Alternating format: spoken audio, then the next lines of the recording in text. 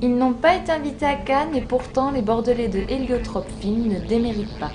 Toute la team est en train d'achever la production d'une œuvre atypique proche de Scanner Darkly. Mêlant prise de vue réelle, animation 2D et 3D, ce projet portant le nom d'une fleur carnivore est un court-métrage prometteur. L'équipe de l'autre rive s'est rendue sur le tournage et a rencontré son réalisateur David Mazet, l'un des initiateurs de cette belle et sombre histoire. Créé sur Bordeaux depuis 2002, Héliotrope Film est une société de création et de conception audiovisuelle.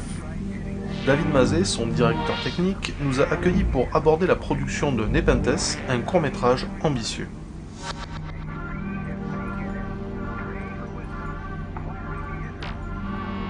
L'équipe de Héliotrope Film vient de finir les dernières prises de vue de cette production atypique dans les studios de Fat Lab à Mérignac.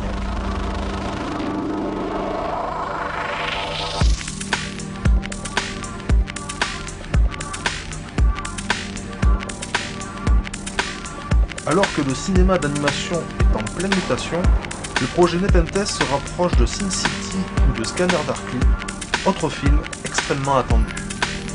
Merci pour la comparaison avec Scanner Darkly et Sin City. Néanmoins, on ne peut pas vraiment dire d'une part que ça procède d'un signe des temps vraiment. Tous les projets, y compris Nepenthes, j'ai l'impression, se sont faits à peu près en même temps, sans que les uns aient eu connaissance les uns des autres. Nepenthes, c'est un projet qui date de début 2003, c'est-à-dire avant donc, toute cette vague effectivement des films hybrides. Je ne sais pas à quoi c'est dû. Je pense que c'est une des conséquences finalement de l'allègement des techniques et de la démocratisation des outils numériques, ce qui permet donc, je pense, de plus en plus de faire des œuvres de collaboration et qui, arrivé à maturité, nous permet d'offrir carrément des longs métrages totalement hybrides. L'aspect le plus singulier de Nepenthes provient également du procédé technique utilisé.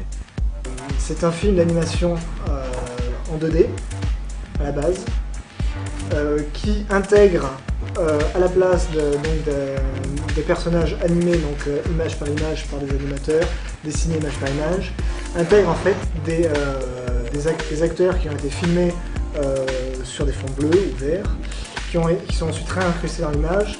À cela de particulier, c'est que les techniques de compositing maintenant modernes nous permettent de retoucher en fait ces images tournées donc, en HD, vidéo, image par image, et de les transformer en fait en traits, en couleurs, en traits de pinceau, en aplat de couleurs, et en les intégrant voilà, dans la 2D.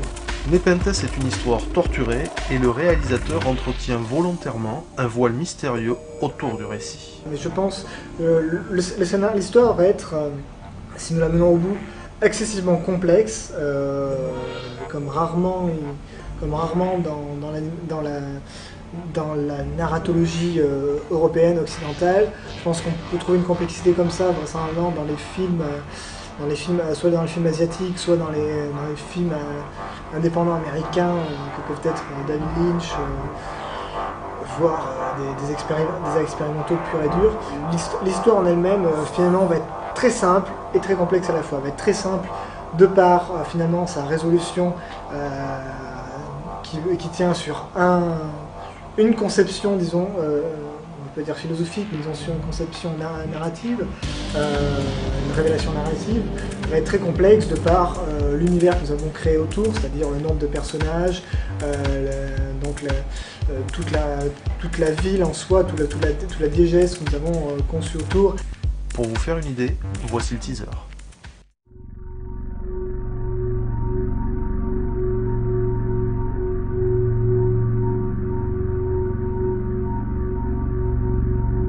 La rumeur a pris racine au plus sombre de la ville souterraine. Elle s'est patiemment diffusée dans les bas quartiers, prenant peu à peu la forme d'une légende urbaine. Puis les apparitions ont commencé à la surface. Et la rumeur est remontée à la lumière du jour. La voir est le signe d'une catastrophe imminente. Sauve-moi. Reste une question. Est-elle l'annonciateur ou le déclencheur ?